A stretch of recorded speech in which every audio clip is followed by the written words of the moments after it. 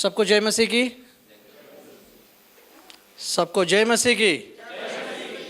क्योंकि चावल और मछली खाया है, मुझे तो बहुत नींद आई थी, हम दोनों बेहोश हो गए थे।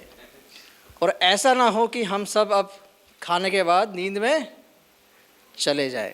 तो एक रिक्वेस्ट है आप सभी के लिए, थोड़ा खड़े हो जाएंगे 1 मिनट के लिए।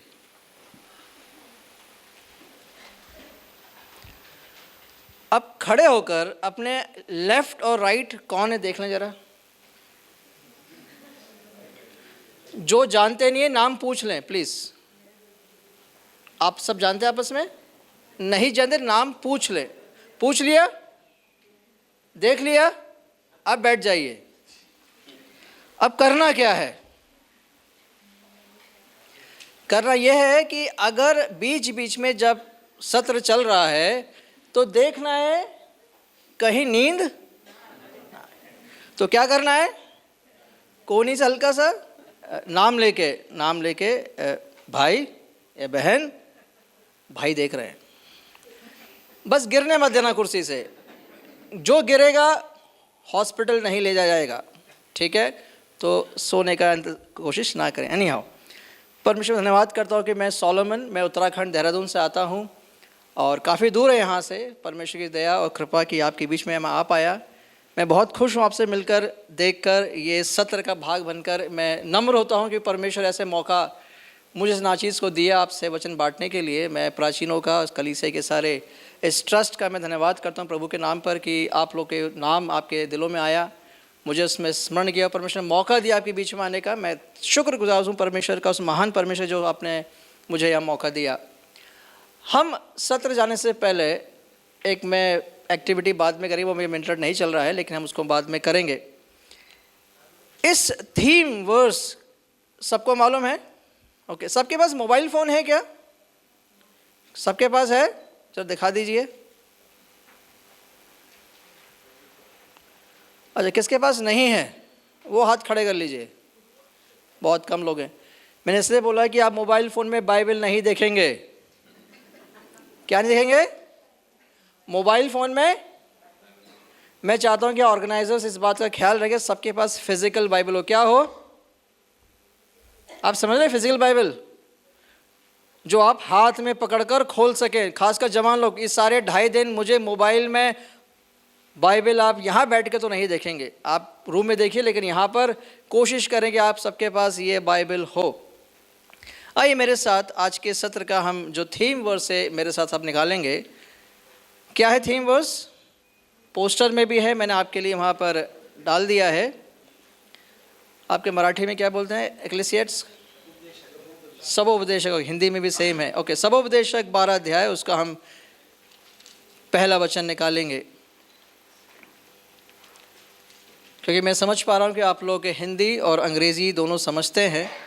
मेरा प्रयास रहेगा कि मैं आप सबके बीच में लगभग दोनों भाषा नहीं, एटलीस्ट हिंदी में आपके साथ मैं वाद विवाद या वचन का पेश करूं और थोड़ा बहुत अंग्रेजी का भी इस्तेमाल करूं, जिससे कि आप सबके दिलों तक आत्मा आपसे बातें कर सकें।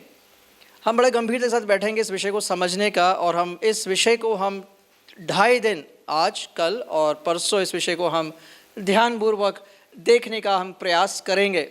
हो सके तो आप नोट्स लिख सकते हैं, हो सके तो हम कुछ बातों को वचन लिख सकते हैं। मैं सब कुछ यहाँ नहीं पढ़ने वाला, सब कुछ यहाँ नहीं समझाने वाला। मैं कोशिश करूँगा कि इसे प्रायोगिक सत्र, मतलब कहा जाए बहुत प्रैक्टिकल तरीके से इस वचन को सच्चाई से समझकर, सीख कर यहाँ से अपने घर लौटें। अनेक बार हम बहुत कुछ सुनते हैं, हम 2.5 दिन सुनने वाले हैं। मैं कोशिश करूँगा हम लोग इंटरैक्टिव, भाई ने मराठी में कहा था हम इंटरैक्टिव होने वाले हैं, तो मैं नीचे आके कुछ सवाल पूछने वाला भी हूँ। तो सतर्क होकर बैठें, किताब खोल के बैठें। प्रश्न मैं किसी से भी कहीं से भी पूछ सकता हूँ, डरा नहीं रहा हूँ, मैं बस मजाक कर रहा हूँ, जिससे कि आप लोग का ध्यान मेरी तरफ बने रहे। आइए मेरे साथ उसका 12 अध्याय, उसका हम पहला वचन पढ़ेंगे। कोई मराठी में पढ़ना चाहे कोई बात नहीं, मैं अंग्रेजी में पढ़ सकता हूँ आपके लिए। Remember also your creator in the days of your youth, before the evil days come and the years draw near, of which you will say, I have no pleasure in them. यहाँ पर ये जो पुस्तक है, सुलेमान राजा अपने सारे वैभव, बुद्धि, सारे जीवन के सारे ऐशो आराम, सारे अनुभवों के बाद, हम सब जानते हैं सुलेमान राजा सबसे बुद्धिमान व्यक्ति था परमेश्वर की नज़र में, और ऐसा कोई व्यक्ति अब होने नहीं वाला है। वो अपने सारे जीवन शैली, सारे अनुभवों के बाद सब उपदेश जब लिखता है और जब अंत में आता है तो 12 वचन शुरुआत कैसे करता है?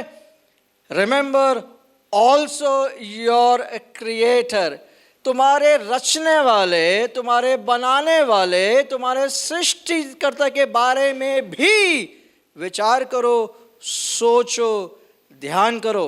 जो वर्ड रिमेंबर है, आपको ये बात समझा दो, दो शब्द ये मूल भाषा अगर आप पढ़ते हैं बाइबल में, रिमेंबर दो अर्थ लेके आता है। एक बात जो हम भूल जाते हैं उसके बारे में सोचने के लिए, हम भूलते हैं कल के बारे में क्या हुआ, कुछ याद है बहन आपको, सोचो, है ना, एक शब्द ऐसा आता है।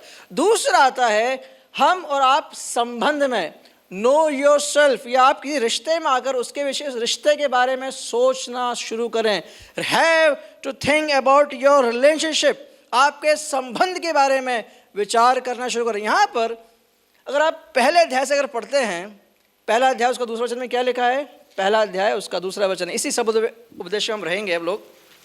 उसका पहला अध्याय उसका दूसरा वचन में सुलेमान शुरुआत कैसे करता, कुछ हिंदी भी पढ़े ऊंची आवाज़ में। पहला अध्याय उसका दूसरा वचन क्या लिखा है? सुलेमान राजा क्या बोलता है?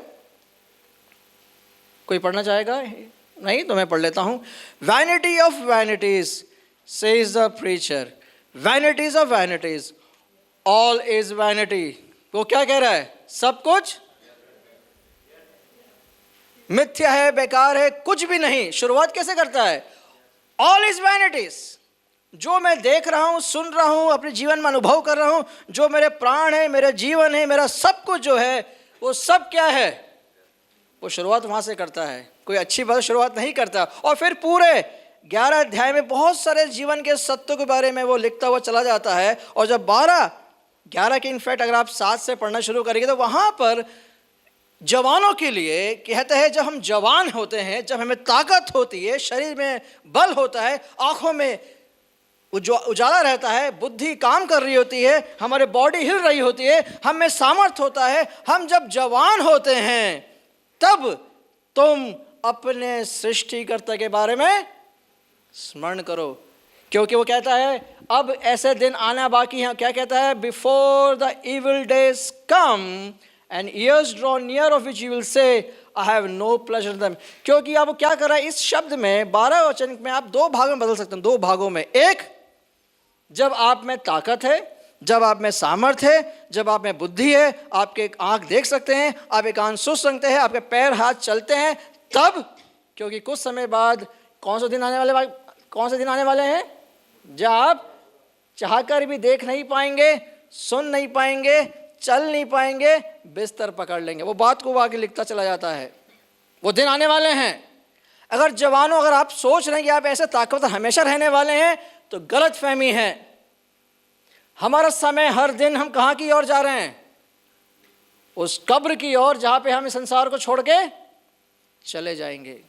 लेकिन वहाँ जाने से पहले अगर हम जवान हैं, जवान का जो शब्द है, लोग सोचते हैं कि 18, 17, 15 से लेके 22, 25, नहीं, मैं अभी 49 का हूँ और मैं अभी भी आपको जवान समझता हूँ। मतलब क्या है? ताकत है, चल रहा हूँ, दौड़ रहा हूँ, अभी बस बाल नहीं है, दैट्स ओके। बात समझाना ही चाहता हूँ कि जब आपकी बुद्धि, समझ, ज्ञान, आपके शरीर में बल है तो आप जवान हैं। मतलब क्या है? आप परमेश्वर को, अपने सृष्टिकर्ता को, हम सभी के लिए, अगर हम सब यहाँ बैठे हैं, हम चाहे किसी भी उम्र के हों, हम चाहे किसी भी जीवन के पड़ाव में हो, अगर हमारी बुद्धि चल रही है, शरीर चल रहा है, आंखें चल रही हैं, कान चल रहा है, तो हमें क्या करना है? परमेश्वर का स्मरण। कौन है वो? जो हमारा सृष्टि करता है। यहाँ पर जो 2 पहले अगर हम भाग में देखते हैं, रिमेंबर योर क्रिएटर, इसमें लिखा है रिमेंबर ऑल्सो योर क्रिएटर। अगर ध्यान से पढ़ेंगे ट्रांसलेशन में, रिमेंबर ऑल्सो योर क्रिएटर मतलब क्या है? अपने पहले अध्याय से लेकर 11 अध्याय तक जब लिखते चला आता है तो कहता है सारी बातों के उपरांत अब तुम ये भी स्मरण करो। बात समझ रहे हैं आप लोग? वो क्या कर रहा है? पुरानी बातों को भूलना नहीं, लेकिन अंत में कहता है कि अब तुम ये भी स्मरण करो कि तुम्हारा बनाने वाला कौन है। अब प्रश्न नंबर वह पहला, मैंने कहा मैं प्रश्न बहुत पूछने वाला हूँ, आप मेरे साथ रहिए। यहाँ पर राजा सुलेमान अपने सृष्टिकर्ता बनाने वाले को स्मरण करने के लिए क्यों बोल रहा है? सोना मत। उत्तर, क्यों याद करने के लिए बोल रहा है? मैं आपसे पूछ रहा हूं, आपको सृष्टिकर्ता कौन है? हैं? आपको किसने बनाया? पक्का बहन? आपको किसने बनाया? ओके, आपका नाम क्या है? रूथ। ये नाम किसने दिया आपको? मम्मी पापा ने बनाया। ओके, मम्मी पापा कौन है? ओके, आपकी बेटी है। हम बोलते हैं किसको, बच्चों किसने दिया? दान कौन देता है? लेकिन आप कौन इसके? नाम किसने दिया? मैंने। आपका अधिकार इसके ऊपर क्योंकि आपकी बेटी है। क्या लगता है आपको बेटी को कहाँ जाना चाहिए, क्या भविष्य बनाए आप डिसाइड करते हैं हम लोग? मेरे 2 बच्चे हैं, जुड़े बच्चे हैं। माँ बाप के पास बच्चे होते हैं, उनको नाम रखते हैं, उनको अब किस पथ पे चलना है, उनको क्या भविष्य बनाना है, कौन निर्माण करता है? कौन करता है? पक्का हम जो सब माँ बाप बैठे हैं ये बात कह सकते दिल खोल के कि बच्चों का निर्माण हम कर रहे हैं कि परमेश्वर कर रहा है? सोच समझ के बताना आप लोग ये शब्द। किससे शादी करनी है, किससे नहीं करनी है, डॉक्टर बनना है, इंजीनियर बनना है, कौन निर्णय ले रहा है? पक्का परमेश्वर। मैं बहुत सुन रहा हूँ परमेश्वर परमेश्वर परमेश्वर। मैं आपके साथ हो लेता हूँ कुछ पल के लिए। परमेश्वर, तो अगर परमेश्वर सबका भविष्य बना रहा है तो फिर हम लोग क्यों निर्णय लेते हैं? बच्चा पैदा होता है, ये तो इंजीनियर बनेगा, ये तो डॉक्टर बनेगा, इसको वहाँ जाना है, इसको अमेरिका जाना है, इसको गोवा में जाना है, उसको वहाँ जाना है। हम लोग बहुत रिसर्च करते हैं। मैं सब गलत नहीं कर रहा हूँ, वहाँ मैं नहीं जा रहा हूँ। मैं आपको बताना चाहता हूँ निर्माणकर्ता कौन है। हम अक्सर अपने बच्चों के, अपने भविष्य के निर्माणकर्ता हम अनेक बार खुद बन जाते हैं। कौन बनते हैं? खुद। हमने यही सीखा है। हमारे माँ बाप ने, मेरे को भी नाम मेरे माँ बाप ने दिया था। उनने उम्मीद की थी मैं डॉक्टर बनूंगा, बचपन से उनकी उम्मीद थी कि मैं डॉक्टर बनूंगा, लोगों का इलाज करूंगा, हॉस्पिटल चलाऊंगा, गरीबों की मदद करूंगा। उनके निर्माण बहुत पहले शुरू हो चुके थे, करीबन 40-45 साल पहले। उनने भी एक निर्माण किया कि मेरे बच्चों का भविष्य क्या होगा। और यहाँ पर निर्माण कर होते वक्त हम लोग एक पहचान बना लेते हैं। क्या बनाते हैं? पहचान।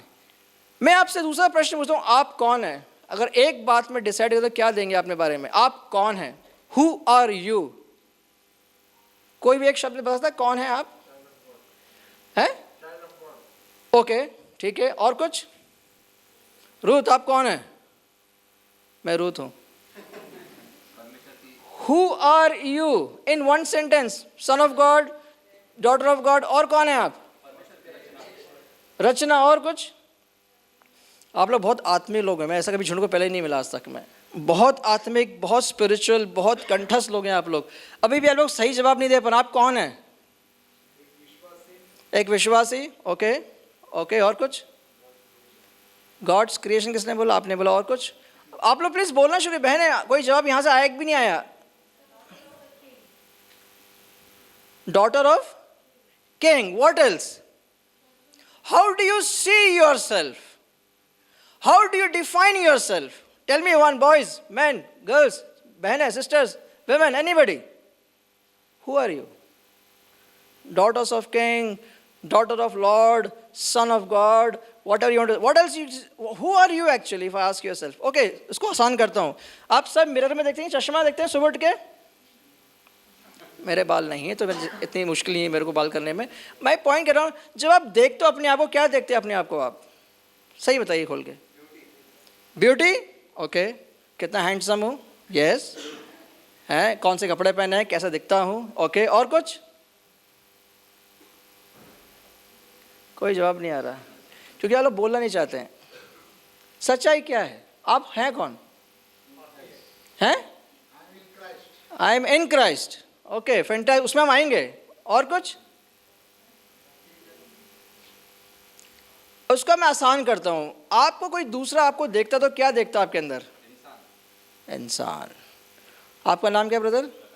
प्रकाश। मैं प्रकाश को देख रहा हूँ कि यीशु मसीह को देख रहा हूँ? मैं रूथ को देख रहा हूँ कि यीशु मसीह को देख रहा हूँ? आप कौन हैं? आप रूथ हैं, राइट? आपकी एक पहचान है, मेरी एक आइडेंटिटी है, मेरा एक पर्सनालिटी है, मेरा एक व्यवहार है, मेरा एक स्वभाव है, मेरी एक व्यक्तित्व है, बाहर से और अंदरूनी जो लोग जानते हैं आपस में, मेरी एक पहचान है। मानते हैं आप सब लोग? वहाँ रुक जाएं। तो आप अगर ध्यान से देखेंगे तो हम सब कहीं ना कहीं अपनी पहचान बनाने में लगे हुए हैं। और ये पहचान कौन बनाना शुरू करता है? हमारे माँ बाप हमें शुरू करते हैं। हम जब बचपन में पैदा होते हैं तो हमारे माँ बाप एक रूप देते हैं, उनको परवरिश करते हैं, उनको स्कूल भेजते हैं, किस स्कूल में जाना है, किस स्कूल में नहीं जाना है, किसके साथ बैठना है, किसके साथ नहीं बैठना है, बुरे दोस्त, अच्छे दोस्त। हम जब स्कूल में आते हैं टीचर हमें एक व्यक्तित्व देता है कि अच्छा लड़का, बुरा लड़का, अच्छे पढ़ाई करता है, बुरा पढ़ाई करता है। उसके बाद हम कॉलेज निकलते हैं, कॉलेज में हमारे दोस्त, मित्र, टीचर, प्रोफेसर हमें एक हमारी पहचान को बनाते हैं। फिर हम नौकरी में जाते हैं, नौकरी में पहुंचकर हम बिजनेस करते हैं, नौकरी करते हैं, हम एक वहाँ engineer, professor, scientist, IT professor, software developer, अनेक पहचान को हम अपनाते हैं। लोग हमें मैनेजर बुलाते हैं, लोग हमें इंजीनियर बुलाते हैं, लोग हमें इवेंजलिस्ट बुलाते हैं, लोग हमें बहुत कुछ नाम देते हैं। वो हमारी पहचान बन जाती है। और फिर क्या होता है? एक दिन शादी हमारी होती है, हम पति बन जाते हैं किसी का, पत्नी उनका नाम ले लेती हैं, हमारी पहचान बदल जाती है। फिर हमें बच्चे होते हैं, हम पिता और माता बन जाते हैं, हम रिश्तेदार बन जाते हैं, फिर हम दादा दादी बन जाते हैं, चर्च में एल्डर, डीकन, इवेंजलिस्ट बन जाते हैं। हमारी इतनी सारी पहचान बनती चली जाती है। और इस पहचान की इस दौड़ में मैं कौन हूं अक्सर मैं भूल जाता हूं। आप मेरी बात समझ रहे हैं? मैं आपकी बात नहीं कर रहा हूं, मैं अपनी बात कर रहा हूं। हमारी इतनी सारी पहचानें हैं, नाम एक है, हमारे पहचान बहुत है। हम घर में किसी के पति या पिता है, बेटी या बेटा है, बाहर जाते तो बिजनेसमैन, इंजीनियर बन जाते हैं, चर्च में डीकन, एल्डर बन जाते हैं, पुलपिट से हम इवेंजलिस्ट बन जाते हैं, प्रभु के सेवक बन जाते हैं, घर लौट के हम फिर से वही बन जाते हैं जो हमारे घर वाले जानते हैं। हमारी बहुत सारी पहचान है। इस पहचान के इस जंजाल में सुलेमान राजा 11 अध्याय नीति वचन, बहुत सारे बुद्धि वचनों को लिखकर 12 अध्याय में कहता है, now remember also your creator. इस सारे पहचानों में तुम किसको स्मरण करो? अपने सृष्टिकर्ता को, कि तुम कौन हो। क्योंकि आपको समझना है कि आप कौन है। उसको समझने के लिए उत्पत्ति की पुस्तक 1 अध्याय, जब परमेश्वर मनुष्य की सृष्टि करता है, 1 अध्याय उसका 27 वचन में अगर आप ध्यान से देखेंगे तो कहता है, परमेश्वर ने मनुष्य को, स्त्री और पुरुष को अपने स्वरूप में बनाया। परमेश्वर की संपूर्ण सृष्टि में, संसार के सारे सृष्टि में परमेश्वर सारे बातों को अपने वचनों से बनाकर 6वें दिन अंतिम तौर पे एक पड़ाव में जब आता है तो परमेश्वर कहता, आओ हम मनुष्य को अपने स्वरूप में बनाए। God created both male and female in his own image। तो पहली बात हमें समझना है कि जो परमेश्वर हमारा सृष्टि करता है, उसी ने मुझे और आपको स्वरूप में रचा है।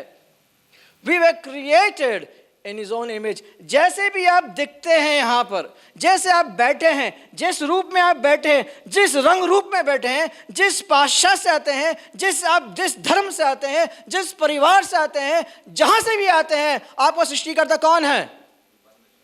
परमेश्वर। उसको स्मरण करो, क्योंकि आपका बनाने वाला मनुष्य नहीं है, समाज नहीं है, संस्कृति नहीं है, परिवार नहीं है, पड़ोसी नहीं है, कॉलेज नहीं है, यूनिवर्सिटी नहीं है, आपका काम धंधा नहीं है, आपका पैसा, गाड़ी, बंगला नहीं है। कौन है? परमेश्वर है। सुलेमान कहता है, तुम्हारे रचने वाला केवल एक ही है, वो है परमेश्वर, जिसने मुझे और आपको अपने स्वरूप में रच दिया है। इसलिए परमेश्वर जब मनुष्य को रचा है तो परमेश्वर की इच्छा भी है ना? किसने रचा? मैं, बनाने वाला। जैसे हम माँ बाप हैं, हमारी भी इच्छा है, होती ना, अरे इसको आगे चल के सही पथ पे चलाएंगे। मुझे याद है जब मेरे जुड़वे बच्चे पैदा हुए थे 13 साल पहले, ट्विंस जब आए तो हॉस्पिटल हम लेटे थे, मेरी पत्नी वहाँ लेटी हुई थी, मैं रूम में था, दोनों को लटाया तो मैंने अपनी वाइफ से बोला, एक बड़ी समस्या है। तो डर गई वो। अब देखो पैदा हुए भी कितने, आधा घंटे ही हुए हैं और वो होश में आई रही थी और मैंने बोला बड़ी समस्या है। तो सीमा ने बोला क्या हो गया? मैंने बोला रिलैक्स, बड़ी गंभीर समस्या है। बोले क्या? क्योंकि ये दोनों अभी पाप में जन्मे हैं, अब मेरे बाल और कम होने वाले हैं। मेरी बात समझ रहे हैं आप लोग? मैंने सीधे से बोला मेरे दोनों बच्चे किसने जन्मे हैं? पाप में जन्मे हैं। दिखने में ठीक हैं, सब कुछ ठीक है, लेकिन पाप में जन्मे हैं। अब इनको प्रभु के रास्ते में लाने के लिए, विश्वास के उस पथ पे लाने के लिए, प्रभु यीशु मसीह को उद्धार के अनुभव में लाने के लिए पवित्र आत्मा के साथ जो काम मुझे दिया है वो अब आसान नहीं होने वाला है।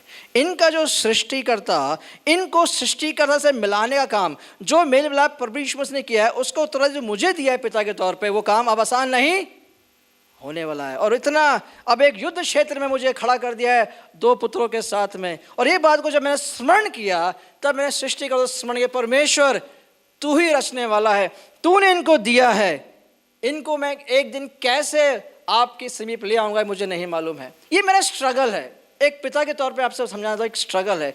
बच्चों को पालना, उस अपने सृष्टिकर्ता से मेल मिलाप कराने का जो ज्ञान, जो समझ, और आपको मुझे मेहनत करना है, जो आसान नहीं होने वाला है।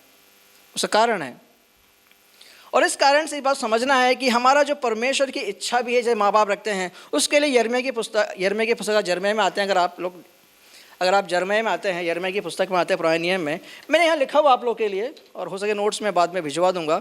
उसके 9 अध्याय में अगर आते हैं, उसके 9 अध्याय में आते हैं, तो यहाँ पर 23 और 24 में बड़ी अद्भुत बात यहाँ पर परमेश्वर कहता है। क्या कहता है? यहोवा यों कहता है, बुद्धिमान अपनी बुद्धि पर घमंड ना करे, न वीर अपनी वीरता पे, ना धनी अपने धन पर घमंड करे। 24 में, परंतु जो घमंड करे वो इसी बात पर घमंड करे कि वो मुझे जानता और समझता है कि मैं ही वह यहोवा हूँ जो पृथ्वी पर करुणा, न्याय और धर्म के काम करता हूँ, क्योंकि मैं इन्हीं बातों से प्रसन्न रहता हूँ। परमेश्वर जो हमारा पिता है, परमेश्वर हमारा सृष्टि करता है, उसकी अग्रिम इच्छा और ये बात है, उसको सबसे खुशी और प्रश्न वाली ये बात है कि मैं और आप किसको जाने? किसको जाने? यहोवा को जाने, उसको मैं जानूं, उसको मैं समझूं, वो कैसा सोचता है, कैसे वो काम करता है, उसके विचार कैसे हैं, उसकी इच्छा क्या है, उसके बारे में, उसके चरित्र के बारे में सीखना और समझना हर एक व्यक्ति का उत्तरदायित्व है। हमारे यही एक मकसद होना चाहिए, to know God who is he and to understand him. जानना ही नहीं, समझना। अब मेरी बात समझ रहे हो? जानना ही नहीं, समझना। आप कैसे लोगों को जान सकते हैं, समझ सकते हैं? बिना रिश्ते में समझ सकते हैं आप लोग? नहीं, बैठना पड़ेगा, बात करना पड़ेगा, रिश्ते में आना पड़ेगा। इसलिए परमेश्वर है, मेरी सबसे बड़ी खुशी इस बात की है, अगर घमंड करना चाहो तो इस बात में घमंड करो कि तुम कितना परमेश्वर को जानते हो और समझते हो। ये परमेश्वर की असीम कृपा और इच्छा है। लेकिन क्या एक समस्या है। जब परमेश्वर ने अदन वाटिके में आदम और हव्वा को बनाया था, परमेश्वर की योजना अनुसार उसने अपने स्वरूप में रचा, लेकिन क्या हुआ? वहाँ पे हुआ, पीछे बैठे संडे स्कूल वाले, क्या हुआ उसके बाद? 3 अध्याय में उत्पत्ति की पुस्तक में क्या हुआ? अब मैं संडे स्कूल में जा रहा हूँ लौट के, सब संडे स्कूल में किया लोगों ने? जेनेसिस 3 में क्या होता है मालूम है? The sin comes, evil. क्या है sin? क्या sin है? क्या बोला था परमेश्वर ने? Not to eat the fruit of the garden, which was the knowing the good and the bad, knowledge, the fruit of the knowledge. It was simple. यही था इंस्ट्रक्शन? बहुत मुश्किल था। परमेश्वर ने PhD किताब रख दी सामने, इसको पढ़कर समझना है कि अब क्या खाना है, क्या नहीं खाना है। सिंपल था, सारा खा सकते हो, क्या नहीं खाना है, भले और बुरे ज्ञान का वृक्ष का, बहुत सिंपल है, राइट? बहुत सिंपल है। एक पेड़ बीच में खड़ा दिखा भी दिए, इसको खाना मत, बाकी तुम सब कुछ खा सकते। फिर क्या हुआ वहाँ पे? कौन आया वहाँ पे? Satan, a snake. Satan came in the form of snake. He took, and then what happened? He tempted Eve to eat the fruit. And what she did? She smiled. She Went away. she She ate it. discussed with Adam. No, What happened? she took the fruit. She took it.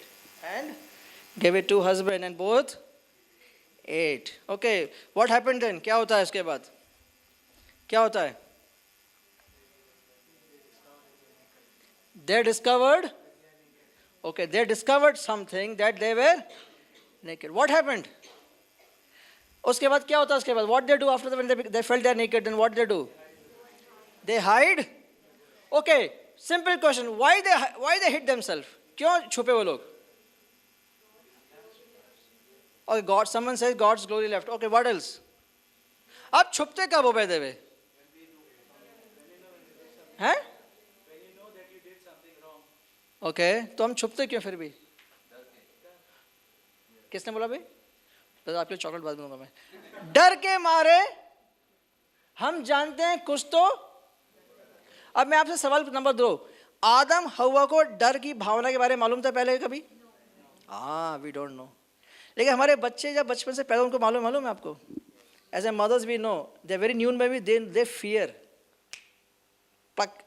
मालूम है गलती करते हैं. They are so small babies but they know that something is wrong. लेकिन आदम हवा को मालूम था ये बात?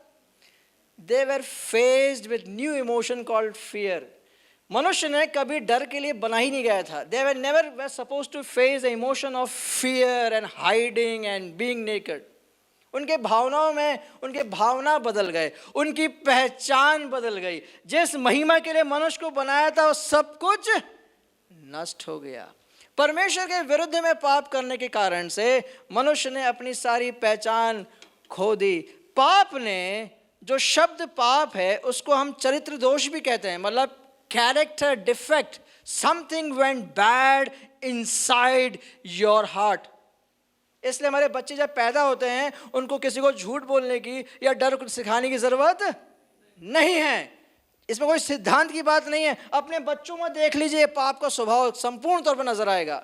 उसको बड़ा होने की जरूरत नहीं है. उस 6 महीने की 4 महीने के उस बेबी को मालूम है कि वो गलत कर रहा है. उसमें डर की भावना है, उसमें उस ईर्ष्या की भावना है, उसमें जलन की भावना है, उसमें वो सब कुछ कूटनीतियां जो मेरे अंदर आपके अंदर है, जो बड़े होकर दिखाई देती है. हमने सब ने पाप किया, हमने पाप में जन्म लिया है. हमारी पहचान अब पूरी तरीके से नष्ट हो गई है. इसलिए हमारी जो अंदरूनी भावना है, यू नो द इमोशंस, हमारे इमोशंस, हमारे विचार, मन, हमारे सारे जो डिसीशंस हैं, हम जो संपूर्ण इच्छा से डिसीशंस लेते हैं, वो सारी बातें अब करप्ट हो चुकी. क्या हो चुकी हैं? They all corrupted. My mind, my heart, my will, all being corrupted, and they cannot make some right decision based on what God desires and what God delights.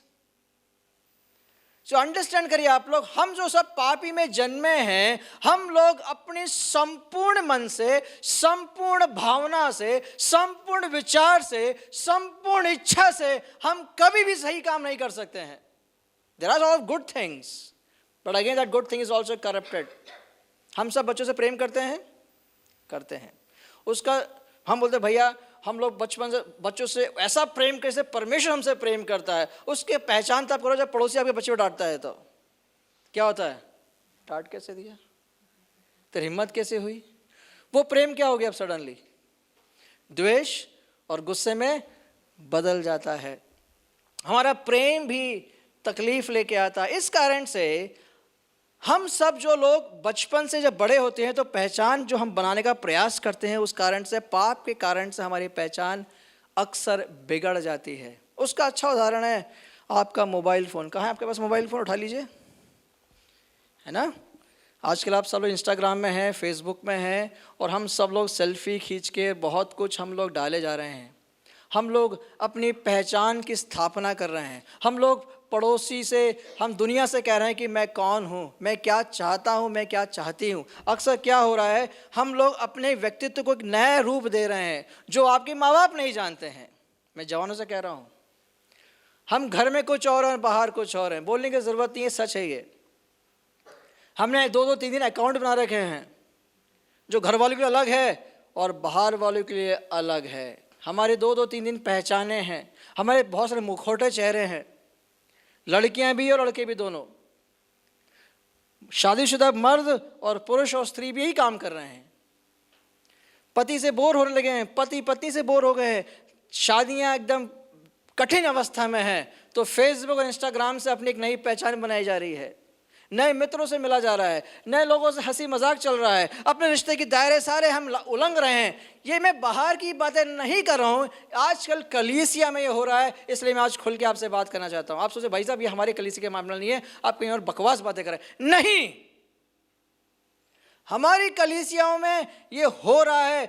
12 साल से लेके 80 साल के बीच में ये समस्या खड़ी हो गई है। हम पाप के कारण से हमने सृष्टिकर्ता को भुला दिया है, हम अपनी एक नई पहचान को पैदा कर रहे हैं, नई पहचान को बना रहे हैं। अब हम मोबाइल फोन के बिना जिंदा नहीं रह सकते हैं। एक बार खाना है, 2 दिन खाना ना खाए चलेगा, मोबाइल फोन का रिचार्ज और खत्म हो जाए तो जान निकल जाती है शरीर में से। इंस्टाग्राम लॉक हो गया तो आधी जान तो वहीं खत्म हो जाती है। रील्स अपलोड नहीं करेंगे, रील्स नहीं देखेंगे, हमारी जान सूख जाती है। हम अनेक घंटों तक इस मोबाइल फोन में बिताते हैं, यहां बैठ के भी स्क्रॉल किया जा रहा होता है, पता नहीं मेरे को। अब मेरी बात समझ रहे हो आप लोग? हम कर क्या रहे हैं? हम अपनी पहचान को खो चुके हैं। किस कारण से? दुनिया एक पहचान को खड़ा कर रही है। ऐसे बनो, इस तरह छुट्टी करो, ऐसे कपड़े पहनो, इस तरह से बाल कंघी करो, इस तरह दिखना चाहिए, शाहरुख खान के समान नहीं तो कुछ नहीं। हम अपनी पहचान को दूसरों में देख रहे हैं। इतना पैसा होना चाहिए, इतना बैंक बैलेंस होना चाहिए, ये काम करो तो तरक्की मिलेगी। दुनिया हमें एक नई पहचान देने के लिए और हम सब उस तरफ भागे चले जा रहे हैं। हमारा सृष्टिकर्ता अब परमेश्वर नहीं, समाज, संस्कृति, दुनिया बन चुका है। इसलिए सोलोमन राजा कहता है 12 अध्याय में, अब तुम अपने सृष्टिकर्ता को स्मरण करो कि अब तुम्हारा बनाने वाला कौन है। क्योंकि हम पाप में जन्मे हैं, क्योंकि हम पाप में गिरे हुए लोग हैं, हम बहुत जल्दी अपनी पहचान नई बनाने के लिए दुनिया में दौड़ पड़ते हैं। इसलिए दुनिया आपको एक नई पहचान दे रही है ना जवान लोग? Young people got more options now. क्या बनना चाहते हैं? अब मैं इन्फ्लुएंसर बनना चाहता हूँ, बनना चाहती हूँ। इन्फ्लुएंसर समझ में आ रहा है आप लोगों को? सबको मालूम है। मेरे चर्च में जवान बोलता है, भैया अगर पैसा कमाना है तो इन्फ्लुएंसर बनना पड़ेगा, अपलोड करो और पैसा ही पैसा है। अब डॉक्टर इंजीनियर नहीं बनना, ब्रदर्स सिस्टर्स जो हमारे बीच में लोग जानते हैं, उनको आप डॉक्टर इंजीनियर नहीं बनना, उनको इन्फ्लुएंसर बनना है। करोड़ों कमाना है। कैसे? एक रील वायरल हो गई, बस पैसा ही पैसा, ज़िंदगी ही ज़िंदगी। ऐसे बहुत लोग यूट्यूबर्स हैं, इंस्टाग्राम है, जो हमारे जवान प्रभावित होके उनके समान बनना चाहते हैं, उनके जैसा बनना चाहते हैं। जो वो करते हैं वो मैं भी करना चाहूँगी या करना चाहूँगा। इतना ही नहीं, हमने अपने बच्चों को पैदा होते ही मोबाइल थमा दिया, बेटा कार्टून देखो, तुम बहुत चिल्ला रहे हो। और हमारे बच्चे 6-6 महीने 7-7 महीने से मोबाइल फ़ोन में देखे पकड़ लिया, उनको हटा दो। कल की बात है, मैं फ्लाइट से आ रहा था, मैं सो नहीं पाया, लिटरली रात भर भी सो नहीं पाया। और फ्लाइट में 2.5 घंटे सोचा मैं सोऊंगा, मैं दिमाग में चला एटलीस्ट 2.5 घंटे गोवा तक सो के आऊँगा। जैसे ही फ्लाइट में बैठा, जस्ट बाजू में एक बालक जो मात्र 6 साल का है, वो 2.5 घंटे रोता रहा। कितने घंटे? वो कारण क्या मालूम है आपको? उसकी माँ बाप मोबाइल नहीं दे रहे थे उसको। मोबाइल देते हैं, छूले, यही चलता रहा पूरा मोबाइल से। और ऐसा चिल्लाम चिल्ली कि एयर होस्टेस से परेशान, उसको लेके उठेगी, बिस्किट खिलाई, फिर बाद फिर चलाना शुरू कर दी। मतलब 2.5 घंटे ये मैं देख रहा था। वो माँ बाप उस बालक को लेके इतने परेशान है कि उस मोबाइल फ़ोन की लत लग गई। इस बच्चे 6 साल का है, मात्र 6 साल का। ये 2.5 घंटे में ठीक नहीं हो, ये बीमारी 2.5 घंटे में ठीक नहीं होती है। जो आपने, मैंने बचपन को ढकेल दिया अपने बच्चों को एक नई पहचान के लिए, अब हम उसी खामियां भुगत रहे हैं, हम पेरेंट्स उसकी कीमत भुगत रहे हैं। तो सृष्टिकर्ता तो भूल ही जाओ। पाप ने हमारी पहचान को डिस्टॉर्ट कर दिया। इस कारण से क्या हुआ है ना, जब उत्पत्ति 30:3 में देखते हैं कि परमेश्वर ने जब देखा मनुष्य, जब पतझड़ पत्तों की लंगोट बना के और उसकी आंखें खुल गई, उन दोनों की आंखें खुल गई और उनको मालूम हुआ कि वे नंगे हैं, तो उन्होंने जंजीर के पत्ते जोड़ कर लंगोट बना लिया और वो छुप गए और डर गए। मनुष्य परमेश्वर के उस महान महिमा से दूर होकर अपने ही बारे में विचार करके मैं कौन हूँ। अगर ध्यान से मैं आपको होमवर्क दूँ, एक पन्ना लिखने के लिए, आप कौन है, मैं आपको आज चैलेंज कर दूँ, आप 2 लाइन से लिख नहीं पाएंगे आप। मैं कौन हूँ? हाँ, मैं प्रभु का पुत्र हूँ, दैट्स गुड, लेकिन वास्तविकता आप अंदर हैं कौन? झांक के देखिए। आप सबसे बड़ा मुश्किल एक प्रश्न इंटरव्यू में, प्लीज़ डिफाइन योर सेल्फ। अगर इंटरव्यू में जाते हैं आप लोग तो पहला सवाल पूछते हैं अपने बारे में कुछ हमें बताएं जो सीवी में नहीं है, जो रिज्यूम में नहीं है। और सबसे मुश्किल सवाल मैं कहता हूँ, मैं दिन में 3 इंटरव्यू लेता हूँ, मुझे मालूम है सबसे मुश्किल सवाल यही होता है। सीवी मेरे पास है, ये सब वो मत बोलो जो सीवी में है, वो बोलो जो तुम बोलना चाहते हो चाहती हो इस इंटरव्यू में। The most difficult question is define your self. और परमेश्वर बोला तुम पापी हो। एफएससी पत्री जब पौलुस आता है 4 अध्याय में उसका 18 में, वो कहता है क्योंकि उनकी बुद्धि अंधेरी हो गई है और उस अज्ञानता के कारण जिन उनमें और उनके मन की कठोरता के कारण से वे परमेश्वरी जीवन से अलग किए हुए लोग हैं। We are, our minds are darkened, हमारे मन अंधकार हो चुके हैं, हमारे बुद्धि भ्रष्ट हो चुकी है, हम उस रोशनी को अब नहीं देख सकते हैं। और तीसरी बात रोमी पत्री 3:23 में क्या लिखा है, सबको मालूम है क्या है, हम सब ने पाप किया, उसकी महिमा से वंचित हो गए। We lost all his glory because we all sinned and lost the very identity of God who created in his own image। हमने परमेश्वर के उस पहचान को खो दिया और आज हम सब भटके हुए लोग हैं जो पाप में जन्मे हुए हैं। हमारी पहचान आज भी हम इस मलयुद्ध में है कि परमेश्वर इसको मैं कैसे पुनः स्थापित कर सकता हूँ। लेकिन परमेश्वर वहाँ छोड़ दिया उन लोग को। अगर आप 3 अध्याय के अंत में आते क्या परमेश्वर क्या करता है उसका, अगर आप 3 अध्याय में आते 21 में, तो परमेश्वर एक मेमने का क्या करते हैं, वो एक मेमने का चमड़ा बनाकर उसको कपड़े देते हैं। मैं अक्सर पूछता हूँ, आदम हव्वा ने कभी भी डर को नहीं देखा था, राइट, छुप गए थे। उन्हें कभी मेमने को मरते हुए देखा था, लहू को देखा, किसी मौत को देखा? नहीं। ये सब कंफ्यूजन उनकी लाइफ में हो रहा है, ये कौन मर गया। और हो सकता है आदम नहीं मारा होगा, परमेश्वर बोला आदम कट इट ऑफ। मैं कैसे काटूंगा, यहाँ काटो। ये क्या है, खून है, ये तड़प रहा है, दैट इज डेथ। आदम हव्वा ने पहली बार मृत्यु को देखा, पहली बार किसी जानवर को मरते हुए देखा, पहली बार इस दुर्दशा को देखा और बोला इसकी चमड़ी निकाल, अब तो अपने लंगड़े का ढाक। परमेश्वर ने सोल्यूशन दिया, परमेश्वर ने समाधान दिया। उनकी पहचान को जो खराब हो गई थी उसने ढाकना शुरू किया। पहला काम किसने किया था, स्वयं परमेश्वर। तो आपको बस समझना है, अगर मैं और आप यहाँ पर बैठे अपनी पहचान को खोज रहे हैं तो आप स्वयं अपनी पहचान को ढूंढ नहीं सकते हैं, ना ठीक कर सकते हैं। पहले बात मान लीजिए। अगर मैं भटका हुआ भटकी हूँ, मैं कंफ्यूज हूँ, अक्सर जवान कहते हैं ब्रदर मैं बहुत कंफ्यूज रहती हूँ, मैं बहुत कंफ्यूज रहता हूँ, करना क्या भविष्य में, I have no idea what to do next. हम पिछले हफ्ते एक मिशन ट्रिप के जवान लोग आए थे, तो एक बहन कहती है ब्रदर मेरी PhD हो गई है, मैं इतना पढ़ चुकी हूँ, मैं इतना कर चुकी हूँ, अभी भी पता नहीं कि मैं चाहती क्या हूँ। एजुकेशन का भी है ना, एजुकेशन प्राप्त कर चुके हैं आप भविष्य में बहुत कुछ प्राप्त कर चुके होते हैं और फिर भी प्रश्न पूछते हैं कि मैं करूँ तो करूँ क्या, व्हाट शुड आई डू। प्रश्न मालूम है क्या है एक्चुअली, वो बहन चाहती है कि मेरी जो आइडेंटिटी है, मेरी जो पहचान है, लोग दुनिया में जो कैसे देखें। आप मेरी समझ रहे हो, हम सब लोग दुनिया को दिखाने के लिए जी रहे हैं, पड़ोसियों को दिखाने के लिए जी रहे हैं, हम पति पत्नी को दिखाने के लिए जीवन व्यतीत कर रहे हैं, हम लोगों को साबित करने कि मैं कौन हूं।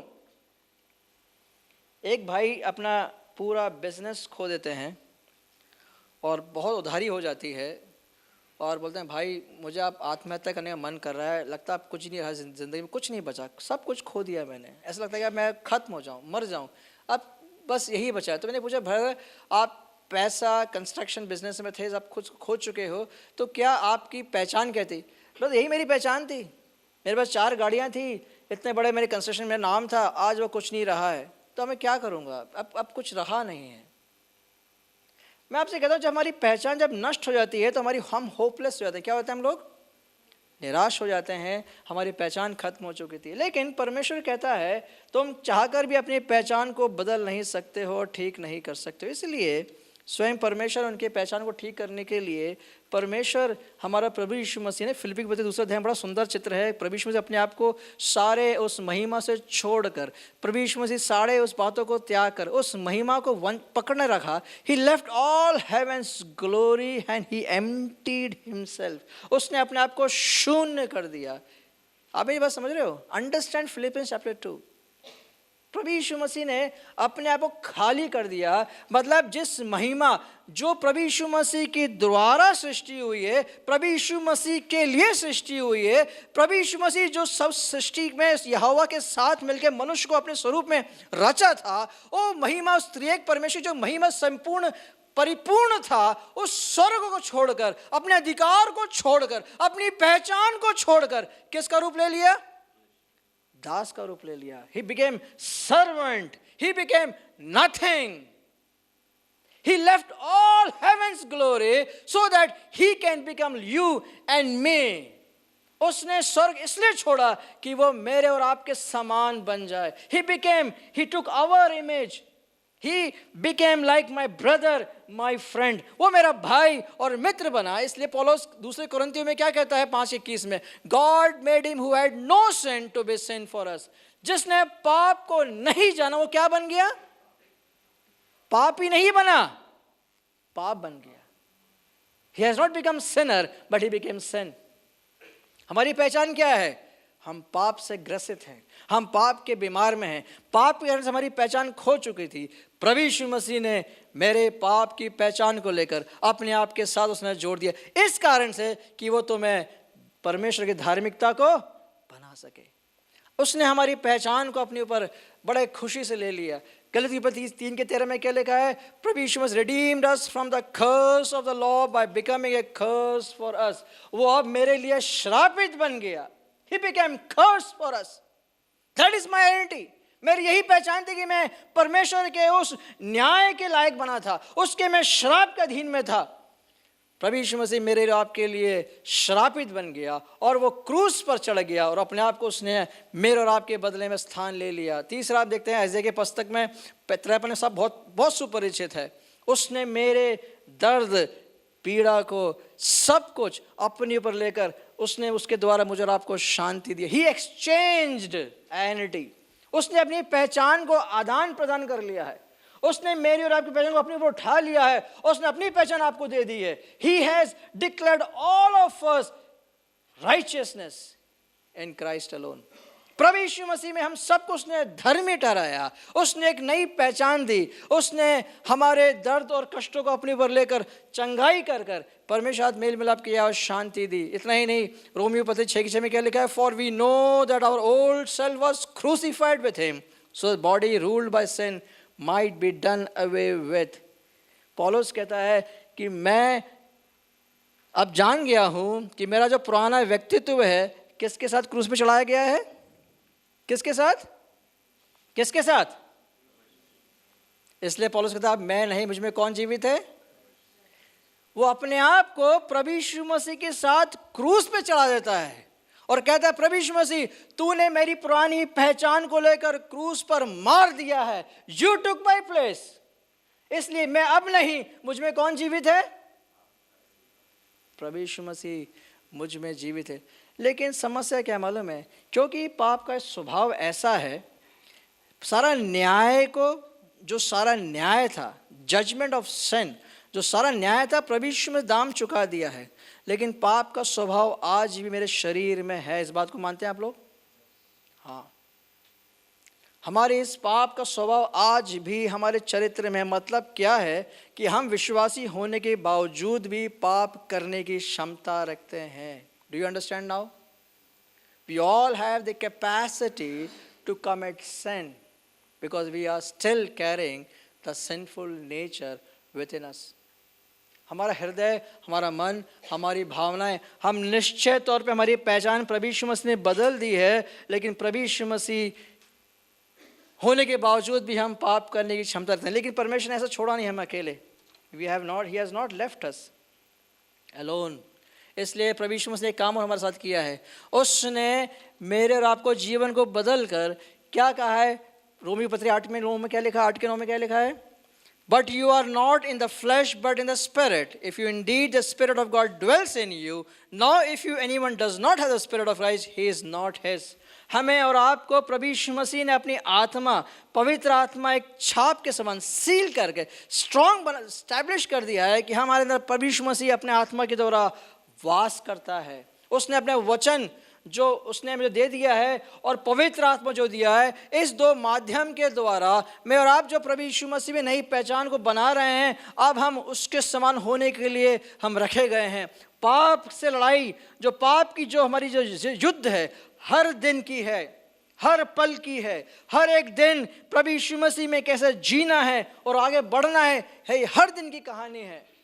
10 साल बाद नहीं, 5 साल बाद नहीं, 10 साल बाद में एक बहुत बड़ा विश्वासी बन जाऊंगा, नहीं, आज और इसी वक्त, आज के दिन, आज के इस दिन में, सोमवार के दिन मैं कितना प्रभु यीशु मसीह में एक कदम और आगे बढ़ाऊं उसके समान बनने के लिए। इसलिए पवित्र आत्मा मुझे और आपको उसने दे दिया है। इसलिए है ना, पौलुस कहता है गलातियों 2:20 में क्या लिखा है, I have been crucified with Christ, is no longer I who live but Christ lives in me. अब मैं नहीं, प्रभु यीशु मसीह मुझ में जीवित है ना। यूहन्ना के पत्री, यूहन्ना के सुसमाचार में 10:28 में क्या लिखा है, and I give them eternal life, they shall never perish, neither shall anyone snatch them out of my hand। परमेश्वर बोलता है कोई भी मेरे हाथ से उनको छुड़ा कर खींच के नहीं ले जाएगा, वो उनके अनंत जीवन सुरक्षित है। इसलिए जब अनेक बार हम जब पाप में गिरते हैं, सोचते हैं मेरा उद्धार हुआ ही कि नहीं हुआ है। हम शक करते हैं अपने उद्धार को, शक करते हैं कि मैं विश्वासी हूँ कि नहीं। हम शक करते हैं कि शायद मेरा उद्धार नष्ट हो चुका है, शायद पवित्र आत्मा मुझे छोड़ दिया है, अब मैं भटक चुका, अब मैं दुलार नहीं लौट सकता हूँ। ये झूठ है। मुझे और आपको परमेश्वर ने हमेशा के लिए चुन लिया है। उसने हमारा उद्धार करता एक बार हमेशा के लिए हमें उद्धार दे दिया है। हमारी पवित्र आत्मा छाप लगा दिया, हम उसके संतान बन चुके हैं, हम उसके हाथों में आ चुके हैं। मेरे और आपका नाम उसने हाथों में लिख दिया, अपने हाथों में। एक यहूदी समाज में एक प्रथा है, जब कोई मरता है यहूदी समाज में, ज्यूश सिस्टम में, तो वो लोग एक लैक्री मीटर, एक कांच की बोतल है जहाँ पे लोग रोते हैं तो उसे आंसू इकट्ठे करते हैं। जैसे मेरा कोई भाई मर गया तो मैं जाऊँगा रोते रोते आंसू को इकट्ठे करते जाऊँगा और आखिरी में उसके कब्र में जाके रख दूँगा, कब्र में जाके रख दूँगा। तो मतलब जो ज़्यादा फेमस है, जो बड़ा आदमी है, उसके लिए ज़्यादा लोग रोते हैं और उतनी ज़्यादा शीशी की बोतलें इकट्ठी होती हैं। तो मतलब कब्र में देखते हैं कि कौन किस लिए ज़्यादा रोया है। मैं समझ रहा हूँ आपको, जिसकी शीशी ज़्यादा भरी होती है मतलब वो ज़्यादा उसके लिए रोया है, और वहाँ रख देते हैं वो लोग, ये पहचान के लिए कि ये मैं अपना दुख व्यक्त करता हूँ। आंसुओं का जितनी शीशी भरती है। और उसी बात को स्मरण करते हुए प्रभु यीशु मसीह प्रकाशित वाक्य में क्या लिखते हैं, मैं तुम्हारे आंसू किस में रखा है। प्रभु यीशु में तुम आप सबके कष्टों को, दुखों को, हर आंसू को गिरने देता है। उसने अपनी शीशी में संभाल कर रखा गया है।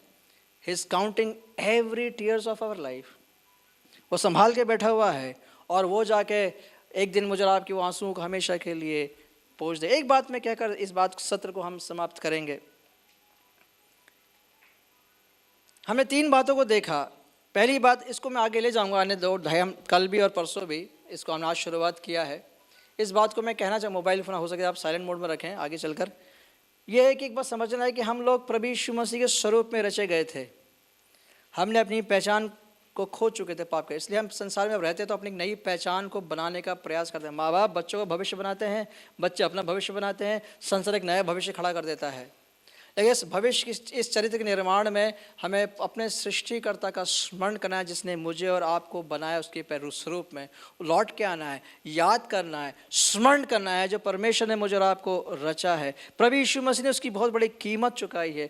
मुझे और आपको उसने अपनी स्वरूप को दोबारा लाने के लिए, पुनः स्थापित करने के लिए उसने क्रूस पर मेरी पहचान को लेकर हमेशा क्रूस पर चढ़कर, श्रापित होकर, पाप बनकर, हमेशा का न्याय कीमत प्रभु यीशु मसीह ने चुका दिया है। आज मारा गया, गाड़ा गया, आज जी उठा है, आज स्वर्ग में विराजमान है, हमारे लिए वकालत करता है। ये प्रभु यीशु मसीह मेरी पहचान को बदल दिया है, नया कर दिया है। इसलिए आपको समझाना चाहता हूँ कि मेरे और आपको उत्तरदायित्व, यहाँ पर कोई भी अगर बैठा हो, एक पल आप सोचिए कि मैं कौन हूँ, यहाँ पर मेरी पहचान क्या है, मैं अब तक क्या जी रहा था, क्या सोच के जिया था, मैं कहाँ। जवान लोग हम सोचते हैं हम कहाँ जाने वाले, हम 10 साल में डॉक्टर इंजीनियर बनिए, डॉक्टर बनिए, इंजीनियर बनिए, आप बहुत अच्छा कैरियर में सक्सेस प्राप्त करिए। लेकिन आपकी पहचान क्या है? आप किस रूप से अपने आप को देखना चाहते हैं? आप किस रूप में अपने आप को पहचानना चाहते हैं? किस स्वरूप में अपने आप को देखना चाहते हैं? वो संसार एक चित्र को दिखा रहा है और एक चित्र परमेश्वर दिखा रहा है। चुनाव आपको आज और अभी करना है। What image you are looking for, what entity you're creating, what God is creating, what you going to choose this evening. आप किस पहचान को खोजने वाले हैं? ये प्रश्न आपके साथ है. मैं एक छोटी सी कहानी बोलकर मैं आगे, थोड़ी सी कहानी है. एक जवानी कहानी. उसके माँ बाप चाहते वो डॉक्टर बने.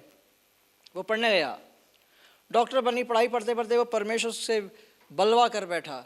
वो नास्तिक हो गया, परमेश्वर छोड़ दिया उसने. बोला क्या परमेश्वर कुछ नहीं होता है, केवल साइंस और केवल मेडिकल साइंस ही है इसका जवाब दे सकता है. कोई भी डॉक्टरी ये सब बकवास है. कोई बाइबल, कोई गॉड कुछ नहीं है. वो नास्तिक ऐसा हो गया कि वो सबसे वाद विवाद करने लगा. लोगों को नास्तिकवाद में धकेलना शुरू कर दिया उसने. उस नौजवान ने अनेक लोगों को नास्तिकवाद अपनाने के लिए प्रेरित किया. परमेश्वर कुछ नहीं होता है, सब कुछ मेडिकल साइंस है, सब कुछ साइंस है, सारे जवाब हमारे ज्ञान और विज्ञान में भरा पड़ा है. और वो जवान एक दिन एक बीमारी से ग्रसित हो जाता है. वो बीमारी का इलाज मेडिकल साइंस में नहीं होता है. वो निराश और डिप्रेशन, सुसाइडल हो जाता है. और उसके बाद क्या होता है, परमेश्वर उससे बातें करता है. उसको समझ में आता है कि सारा जवाब मेडिकल साइंस में नहीं है, साइंस रिसर्च में नहीं है. वो जब वचन पर लौट के आता है तो परमेश्वर को जानना का प्रयास करता है. और जब परमेश्वर जानता है तो उसके अद्भुत, उसके सारे ज्ञान खुल जाते हैं, उसकी नई पहचान शुरू होती है. और जब परमेश्वर जानना शुरू करता है कि वाह, साइंस तो परमेश्वर से उत्पन्न हुआ है. मेरी बात समझ रहे हो? साइंस तो. और फिर वो परमेश्वर के लिए जीने का प्रयास करता नई पहचान के साथ. ये जवान कौन है मालूम आपको? ये मैं हूँ. ये मेरी कहानी है. मैं एक नास्तिकवाद था आपके लिए, सभी के लिए.